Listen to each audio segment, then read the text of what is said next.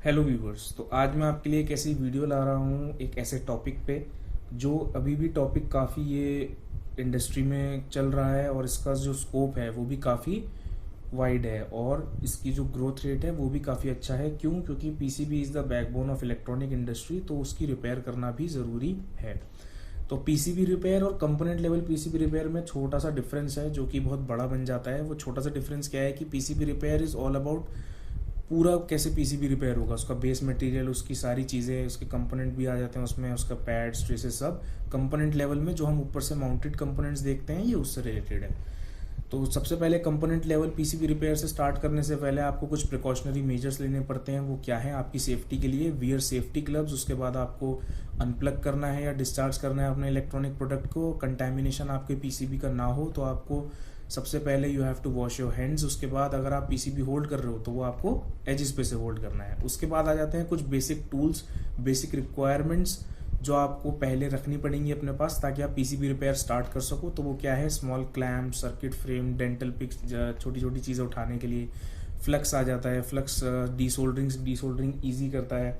उसके बाद isopropyl alcohol आ गया जिससे आपका पीसीबी साफ हो सकता है। टेप आ गया है, कटिंग टूल आ गया है, नाइफ आ गया है, मैग्नीफाइंग ग्लास और माइक्रोस्कोप। अगर आप एक अच्छे लेवल पे कर रहे हैं तो आप माइक्रोस्कोप लेंगे, अगर आप छोटे लेवल पे कर रहे हैं तो आप मैग्नीफाइंग ग्लास लेंगे।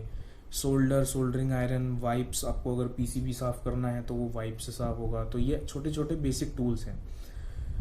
मशीनरी तो और भी बहुत एडवांस्ड आती है, लेकिन जो हमने बेसिक टूल्स बताए हैं अगर आप उनसे स्टार्ट करोगे तो you can easily start PCB repair at component level. तो अब स्टार्ट करते हैं अपने पॉइंट नंबर 1 से। तो जो हमारा पॉइंट नंबर अभी आने वाला है, तो ये जो बेसिकली हम पॉइंट्स बताएंगे अभी, वो पॉइंट्स आपके वो हैं जिनको आपको पीसीबी रिपेयर करते वक्त ध्यान देना है। तो ये हमारा पॉइंट नंबर 1 है, आइडेंटिफिकेशन ऑफ प्रॉब्लम।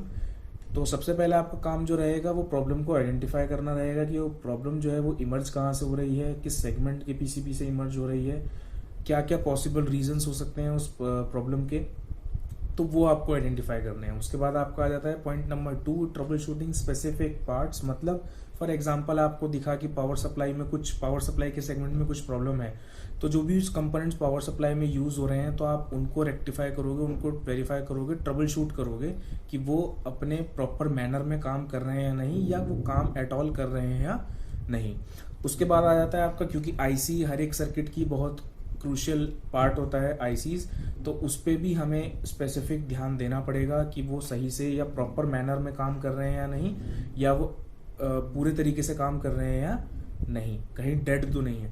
तो इसमें हमें आईसीज पे भी एक स्पेसिफिक ध्यान देना पड़ेगा। उसके बाद जब हम आईसीज की बात कर रहे हैं तो ऑब्वियसली उसमें प्रोग्रामिंग होती है, तो वो प्रोग्रामिंग जो है वो किसी तरीके से डैमेज ना हो गई हो, क्योंकि बहुत सारी चीज़ें रहती हैं, ईएमआई, ईएमसी, आरएफ या सिग्नल इंटीग्रिटी, तो बहुत सारी चीज़ें ऐसी रहती हैं पीसीबी में जो उसकी प्रोग्रामिंग को इफेक्ट कर सकती हैं, उसके वर्क प्रिंसिपल को इफेक्ट कर सकती हैं। उसके बाद जब हमने ऊपर से जो मोटी मोटी चीज़ें थी एक तरीके से वो हमने देख ली हैं, तो उसके बाद हमारी छोटी चीज़ों की तरफ ध्यान जाएगा, जैसे कोई पैड डैमेज तो नहीं हुआ है, या कहीं से ट्रैक, बहुत पतले ट्रैक्स हैं तो वो बर्न हो जाते हैं हाई करंट की वजह से, या ब्रोकन हो जाते हैं, टूट जाते हैं, तो उस पर भी हमें ध्यान देना पड़ेगा। तो उसके लिए मैग्नीफाइंग ग्लास या माइक्रोस्कोप।